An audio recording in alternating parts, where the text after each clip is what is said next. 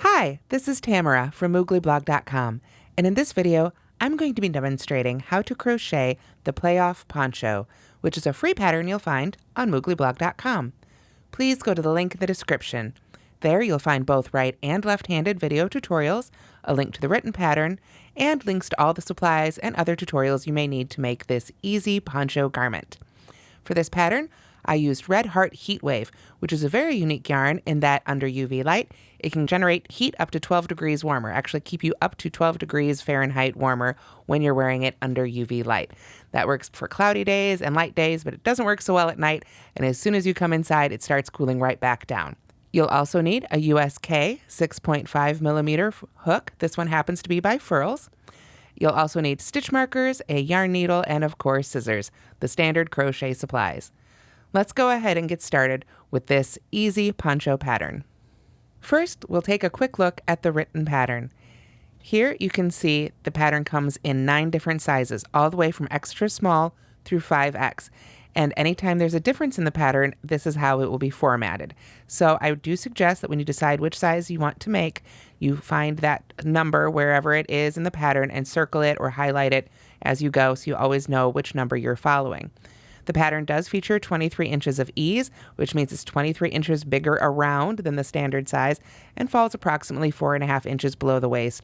All of these measurements are based on the Craft Yarn Council sizing standards, and on the blog post, not on paper, but on the blog post, this is a clickable link, so you can go there and check out your measurements and help you decide which size you want to make. I also do want to point out there's no stitch multiple for this pattern. So if you are making it and you get 10 rows in and you realize, oh no, I've got 2 extra stitches or 2 fewer, as long as you like the width, keep going. You don't have to pull back.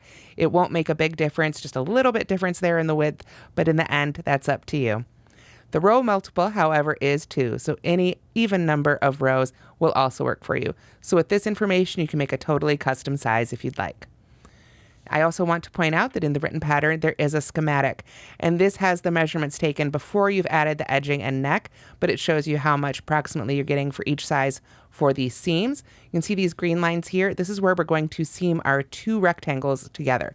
We're going to make 2 rectangles just like this, seam them at the side here, at the top, leave all this open. The edging will be worked all the way around here, back and forth, or not back and forth, but rather all the way around on both pieces. And then this section here with the dashed lines, this is the portion that stays open for our little mock turtleneck to be added later. I also want to point out that I use some of my fancier stitches. Let me get these pages switched here. For instance, I like to use the chainless starting double crochet with this.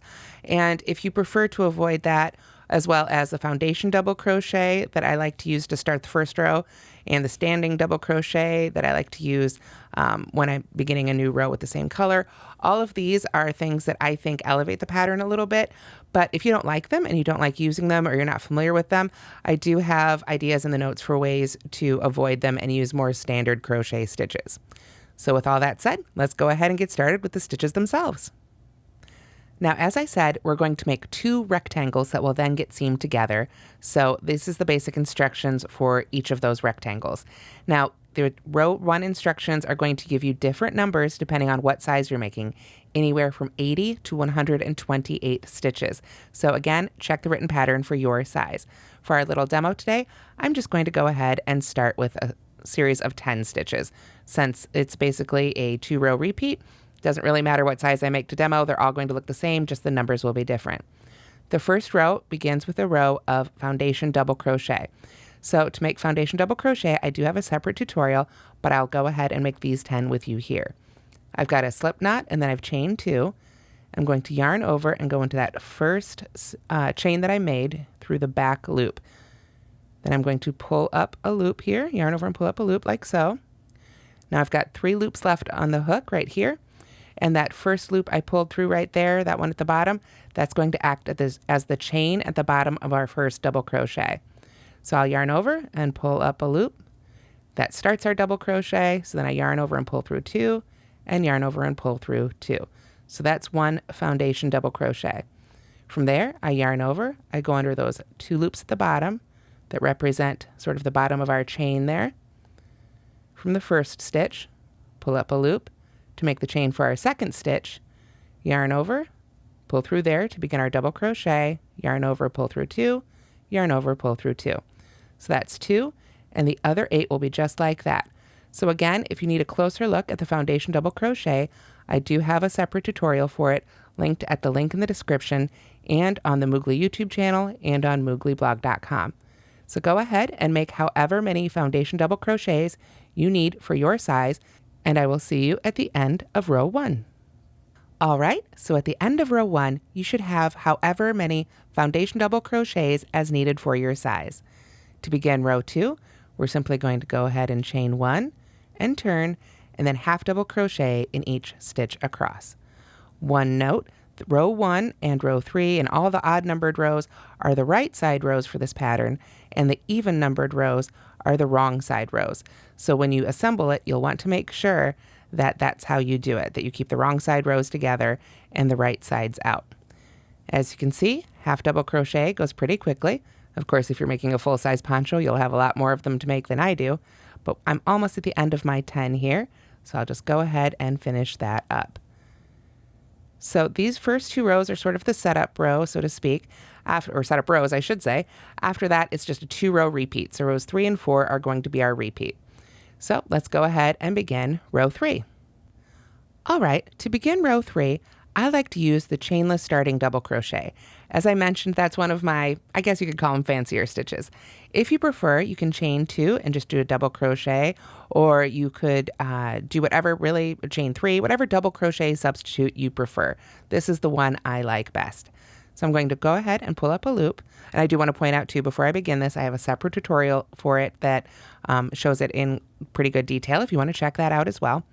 But I'm just going to do it quickly here. I'm going to pull up my loop, put my finger down on top of that loop, wrap the loop around my hook, go into that first stitch, yarn over, pull a loop through, yarn over, pull through that first loop and behind the one wrapped around my hook. Still got a hold of the one at the top there with my finger. Then yarn over, and finally I'll let go of that and pull through those 2 loops there to finish the stitch. One thing I also like to do is go ahead and put a stitch marker right in the top of that stitch after I make it, so that those top 2 loops are just super easy to find when I come back from the other direction. So again, go ahead and start row 3 with whatever double crochet substitute or double crochet stitch you like to do to begin your rows. After that, we are going to back loop only double crochet in each stitch across until just 1 stitch remains. So to back loop double crochet, we'll yarn over, and then we want to sort of turn our work here so we can see that top V at the top of each stitch. We're going to go under just the one that's furthest away from you as the crocheter. The back loop is always relative to the crocheter, so it's always the one furthest away from you out of those top 2 loops of the V of the stitch. So we're going to basically put our hook right in the middle of the stitch there so we can go under that back loop. Then we can yarn over and pull up our loop and finish our double crochet just as usual, like so. So that leaves that front loop unworked, which is going to give us a really nice textural element for our poncho. So after that, like I say, we just back loop double crochet in each stitch until just 1 remains. So we yarn over and go under the back loop of the next stitch and keep working all the way across for row 3 until just 1 stitch of row 3 is left. All right, so when you've got just 1 stitch left on row 3, all we're going to do is double crochet in that last stitch, but this time we'll go under both of those loops. So just get under both those loops like so, and go ahead and make a double crochet. There we go. And that'll give us a little bit sturdier edge to work our edging row into when we work our border for our poncho, while still giving us this really great textural line across. To begin row 4, we're simply going to repeat row 2. Basically, chain 1 and half double crochet in each stitch across. Now, in the written pattern, at this point, you're actually going to change colors. So on that last stitch, you would finish off the stitch by yarning over and pulling through with your new color, and then basically just doing the same 2-row repeat with the new color until the pattern tells you to change colors again. So it's really very simple, and I do have a separate tutorial on how to change colors for striped patterns if you need to check that out as well. Otherwise, the row that we just made previous to this one, the double crochet one that's mostly worked in the back loop only, followed by a row of half double crochet that we just made just now, that is your 2-row repeat, and that will take you all the way through the poncho until you've got your 2 rectangles made. The number of repeats, the number of rows that you work, will depend on your size, anywhere from 42 to 46 rows. So again, check the written pattern for your size. As soon as you've got both of your rectangles made, and again, if you want to change up the stripe pattern in yours or not put stripes in it, not change colors, or change colors a dozen times, it's up to you. I've included some sporty stripes in mine, but you can do the color changes or no color changes, whatever you like. So anyway, after you've gotten those 2 rectangles made, we'll go ahead and cut the yarn and finish them off and then seam them together. Okay, so here I have 2 small swatches that are going to represent the 2 halves of our finished poncho. Now here, if you look closely, you can see that little ridge there. That means that's the right side. If I turn over here where it's smooth and there's not that ridge, this is going to be the wrong side. So what we want to do is take the wrong sides and put them together so that the right sides are out. So then we take our 2 rectangles and we're going to use our stitch markers to match up the stitches. And in the written instructions, there are specific stitch counts or stitch numbers to seam together. So you can go by the measurements in the schematic, or you can look at the written instructions for seaming the shoulders, and it will tell you exactly how many stitches on each side to seam together for the shoulders. Just remember, you're going to leave a center section open for the neckline. So I will go ahead and start putting some stitch markers here in these stitches to match them up. And then as soon as I've got a few matches made here, we will go ahead and demo that seaming.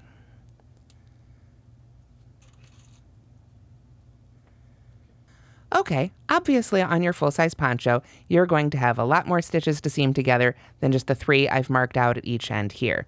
But I wanted to leave enough to demo the neckline on, although again, it is very simple. So before we do that though, let's go ahead and talk about how we do seam it together. For this pattern, you could use either the whip stitch or the mattress stitch, although I prefer to use the mattress stitch to seam it.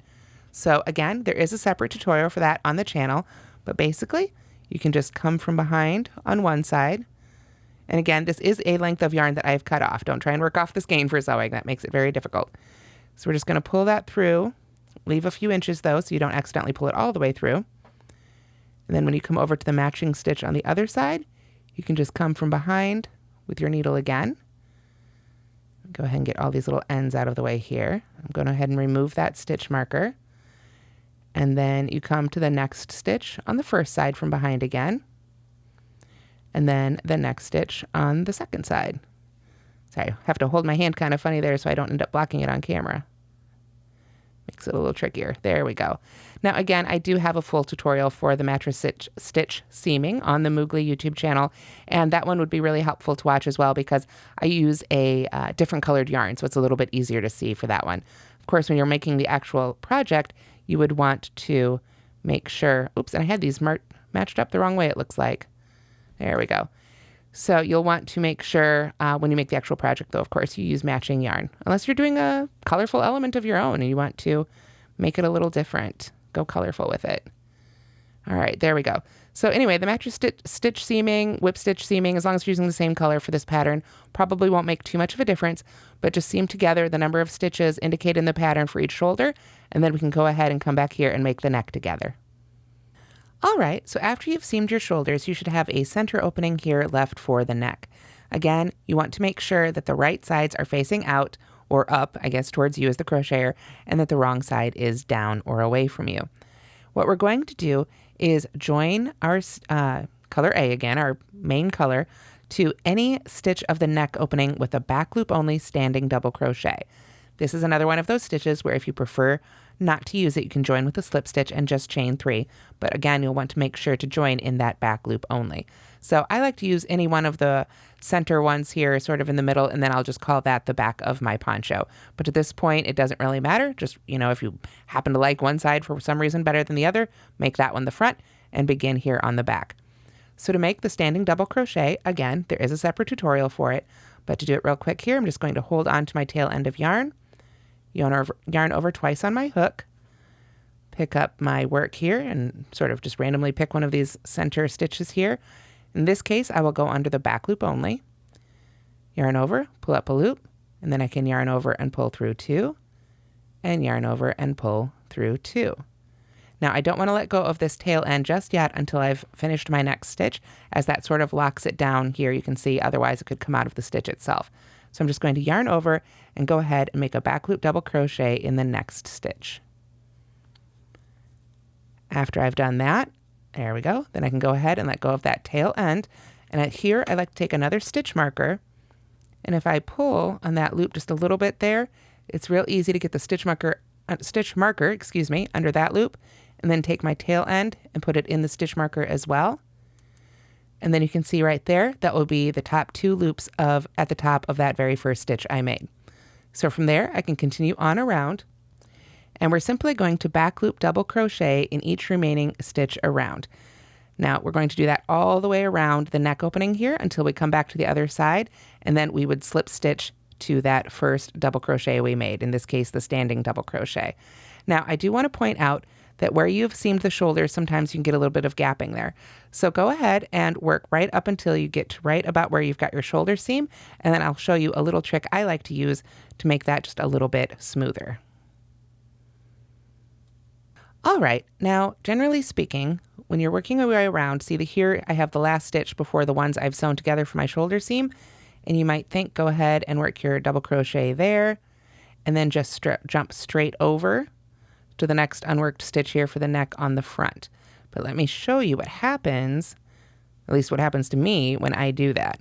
You get this really awful gap right there. Even though these 2 stitches are sewn together, it's not like they're glued right up to the edge or sewn with thread. There's some space there. So the way I like to solve that, let me go ahead and pull those last 2 stitches out. Put that back on my hook there. What I'm going to do instead is when I get to this last stitch of the official neckline, I'm going to go ahead and start my double crochet, and then I am going to basically make a double crochet 2 together over that stitch and the first stitch that has actually been sewn. So even though it's been sewn, I hope you can see that right there, it's got a thread going through it to sew my shoulder seam. A little bit of a tongue twister there. I'm going to go ahead and try and wiggle my hook in there as well. Pull up a loop, yarn over and pull through 2, and then go ahead and finish the decrease. And then I'll do the same thing on the other side. Find the other one that was sewn to right there. Go under the back loop again, just the back loop because that's the whole round. Start a double crochet, and then go into the first real one there, so to speak, the first real unworked one for the neck. Make another double crochet 2 together there. And as you can see, that really does fill in that gap quite a bit better. And if you find that it's still gapping a little bit, you can take a little bit of your yarn and sew that together some more at the base if you like. But that really does help fill in the neck gap there on the side. Other than that, we're simply going to back loop double crochet all the way around, like I said, until we get to the other, or the very first one we made. You can repeat that definitely if you use the double crochet 2 together trick on the one side of the neckline, go ahead and do it on the other. And I will see you when we have finished round 1 of our neck. Okay, so as you finish your round 1 of your neck here, you're going to go ahead and, like I say, slip stitch to the top of that first double crochet you made, however you made it. Then you can go ahead and take that stitch marker out. And then for rounds 2 and 3, which are going to be exactly the same, I'm simply going to back loop only double crochet in each stitch around. So to make that first one, again, you can do whatever double crochet substitute you like, but I'm going to go ahead and pull up a loop and make a chainless starting double crochet in the back loop only. Let me move that back strand out of the way here so you can see it clearly. There we are. I'll pull up my loop, hold it down with my finger, wrap it around my hook, then I'm just going to go right under that back loop of the stitch we just joined to. And this one is a little fiddly and it might be pulling up. Remember, it was that standing one, but we've got that tail we can use to sort of tighten it up here when we're done. So I'm just going to stabilize it here a little bit with my other hand, my non-hook hand, and finish up that stitch. And then just as before, I'm going to go ahead and put a stitch marker under those top 2 loops so that they're a little bit easier to find as I come back around. There we go. And then I can simply back loop only, double crochet in each stitch around, just as I did before. This time we don't have to do any sort of decreases at the sides of the neckline. That's all taken care of. Like I say, before you weave in that end, make sure you give it a little tug and tighten that back up if it's gotten pulled and loose. But otherwise, just work back loop only double crochets around for 2 more rounds. After you've finished the first 3 rounds of the neckline, round 4 is going to be just the same, except when you get to the end of it, we're going to join to the back loop only. So rather than joining under those top 2 loops like you normally would, we're just going to go ahead. I pulled my work out here a couple times on this one already, but we're going to go ahead and get under that back loop there and yarn over and pull through. There we are. So we've joined to the back loop only. And that sets us up to begin round 5. To make round 5, we're going to skip the first stitch. That's the one we joined to by slip stitching in the back loop only. And the reason is we're going to back loop only slip stitch in each remaining stitch around. So it can be really helpful here so you don't get lost and confused. Go ahead and put a stitch marker right in that slip stitch that you joined with, because that's actually going to count as the first stitch of this last round 5. And then you can just back loop only slip stitch in each stitch around. Go under that back loop just as before, pull up your loop, and then pull it on through for a slip stitch. And that just gives us a really nice finished edge for our neck. And after that, we'll be ready to begin the edging. All right, so now our tiny little poncho has a neck, and it is time to add our final edging. Again, I like to start somewhere on the back panel, which you can tell now because of where you began your neckline. So whether you like to begin on the side or the bottom is totally up to you, but we're going to single crochet evenly all the way around the body opening. So that will give us 4 corners that we need to address, 2 on the back and 2 on the front. And in each of these corners, we're going to work a single crochet, chain 2, single crochet. So let's go ahead and demonstrate that here. And then when we get all the way around, we'll just join with a slip stitch, and then we'll be ready for round 2 of the edging. So I'm going to go ahead and pull up my yarn here. There we are. And then you can join with a single crochet or join with a slip stitch, however you like to do it. I like to join with a single crochet by just flipping my yarn over like so, inserting my hook. Then I will go ahead and go under that foundation chain right there, easy peasy. And then I can just pull up my loop, yarn over, pull through 2 there, and I've got my first single crochet. I can weave that end in when I get, of course, to the end of my project. Then I'm just going to single crochet in each stitch across here until I get to this corner. So here I am at the corner. I know this is the little chain 2 at the beginning of that foundation double crochet, so it doesn't really count as a stitch. So I'm going to work a single crochet there, and then I will chain 2, 1, 2, and then I will single crochet sort of in the same space, but now I'm going to call it the side of that stitch. So you can see now I've turned and I'm ready to single crochet evenly all the way around. Now, if you need more instruction on how to work into the edge, again, I do have a separate tutorial linked for that at the link in the description, also on the Moogly blog YouTube channel. Round 2 of the edging is exactly the same thing as that last round we did for our neckline, where we're going to join, when we get to the end of this first round, we'll join in that back loop only and then slip stitch in the back loop all the way around. Otherwise, it's exactly the same. Just whenever you get to those chain 2 corners, work a single crochet, chain 2, single crochet right in the chain 2. And other than that, you've got your playoff poncho made. So let's go ahead and take a closer look at the finished poncho. Okay, here you can see the color changes I did, but you can also see it's the exact same row repeat, those same 2 rows over and over and over again. So you can make your color changes if you want to make them differently, however you like. And here also you can see that edging I've worked. Single crochet around for the first round, and then the back loop only slip stitch for the second round. Now, if I pull it down here, let's see, it's straightened out a little bit here. Here you can see that sort of mock turtleneck neckline that we've made together. Of course, a little bit bigger here on the finished poncho. This one happens to be a size large. And if I pull over here to the side where that seam was, you can see right there are those 2 double crochet 2 togethers that I've really tightened up there on that neckline and gotten rid of that gap. I didn't even have to go back and sew it with any yarn. This was just how it happened to turn out after those double crochet 2 togethers. So just make sure you've got the right sides out. You want those lines on the outside, smooth on the inside, and that is how you make the playoff poncho. Thank you so much for watching this tutorial for the playoff poncho. I hope you'll give this pattern a try, as well as Red Heart Heat Wave. You can go to the link in the description. Again, you'll get the link to the written pattern there with all 9 sizes, extra small through 5X, as well as the left-handed or right-handed video tutorial if you've happened to land on the wrong one, and links to all the other tutorials I've mentioned, and all the supplies you need to make your own poncho. Again, thank you so much for watching. If you did like this video, please be sure to give it a thumbs up. If you have any questions, please leave them in the comments. And please don't forget to like and subscribe and follow the Moogly YouTube channel. It really helps us out, and we want to make sure you see all the great new crochet and yarny things we have to share. Thanks so much for watching, and have a great day, everybody.